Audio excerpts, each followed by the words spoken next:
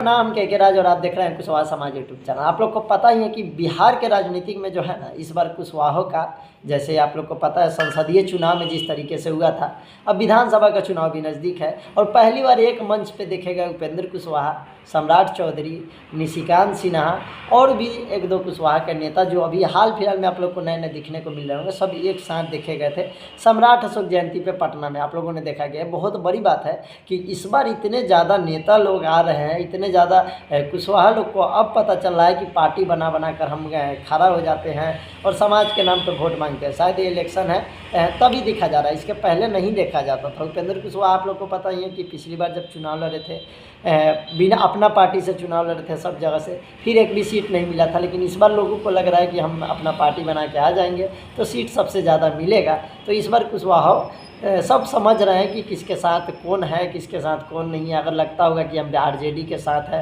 BJP के साथ है, अगर आरजेडी में देखा जाए तो अभय कुशवाहा औरंगाबाद से सांसद है, तो आरजेडी के तरफ से भी इस बार अगर कुशवाहा उम्मीदवार दिया ही जाएगा, क्योंकि जिस तरीके से देखा गया सांसदीय में तो बीजेपी ने एक भी कुशवाहा को टिकट नहीं दिया।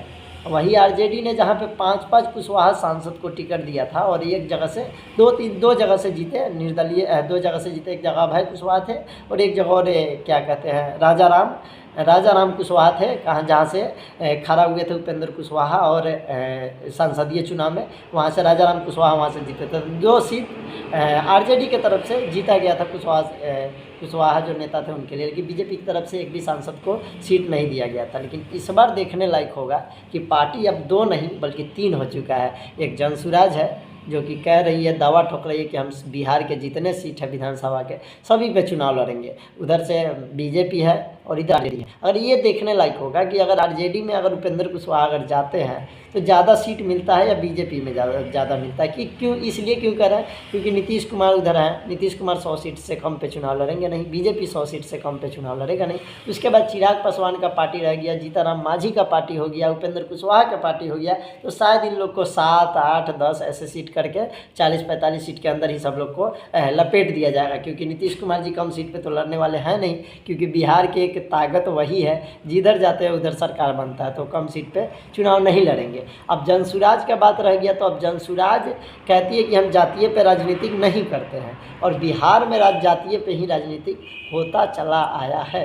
तो ये देखने लायक होगा कि जनसुराज गेम किसके साथ खेलती है, कौन सी जाति को पकड़ती है और जाति को पकड़ के आगे लाती है। अभी तक देखा जाए तो सभी जो कुशवाहा नेता है वो बीजेपी के साथ है, वो आरजेडी के साथ में अगर वो है संसदीय में जो है अभय कुशवाहा वो लोग हैं। लेकिन अभी बड़े जो नेता, जो भी बड़े चेहरा हैं, उपेंद्र कुशवाहा जैसे, कुशवाहा लोग पहले से ही उपेंद्र कुशवाहा को मानते हैं, चाहे कोई उपेंद्र कुशवाहा कुछ करे या नहीं करे उनको मानते हैं। लेकिन अभी के डेट में देखा जाए तो उपेंद्र कुशवाहा के बाद सम्राट चौधरी को ही लोग मान रहे हैं, जो भी कुशवाहा बिहार के जितने भी हैं। उसके बाद में अगर तीसरे नंबर पर कोई है तो निशिकांत सिन्हा ही है, क्योंकि निशिकांत सिन्हा का रैली में जो भीड़ देखा जाता है, शायद हमको और नेता के भीड़ में इतना भीड़ नहीं देखा जाता। उनके जो भी रैली होता है उनमें जाके कोई भी मीडिया वाला अगर पूछ देता है कि कहाँ आए हैं, तो सब लोग डिक्लियर बताते हैं कि हम निशिकांत सिन्हा के साथ आए।